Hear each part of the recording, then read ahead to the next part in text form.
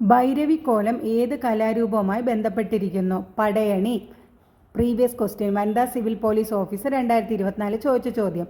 മധ്യ തിരുവിതാംകൂറിലെ ഭദ്രകാളി ക്ഷേത്രങ്ങളിൽ നടത്തിവരാറുള്ള അനുഷ്ഠാന കലാരൂപമാണ് പടയണി.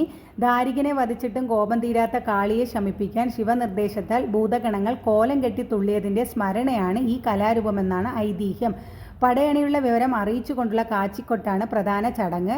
തപ്പു കൊട്ടുന്നതോടെ ചടങ്ങ് ആരംഭിക്കുന്നു. തുടർന്ന് കാപ്പൊലി ഇലകളോട് കൂടിയ മഴച്ചില്ലയോ വെള്ളത്തോർത്തോ വീശി ആർത്ത് വിളിച്ച് താളം ചവിട്ടുന്നതാണത്.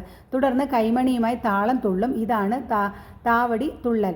തീവെട്ടികളുടെയും ചൂട്ടുകളുടെയും വെളിച്ചത്തിലാണ് കോലങ്ങൾ തുള്ളുന്നത്.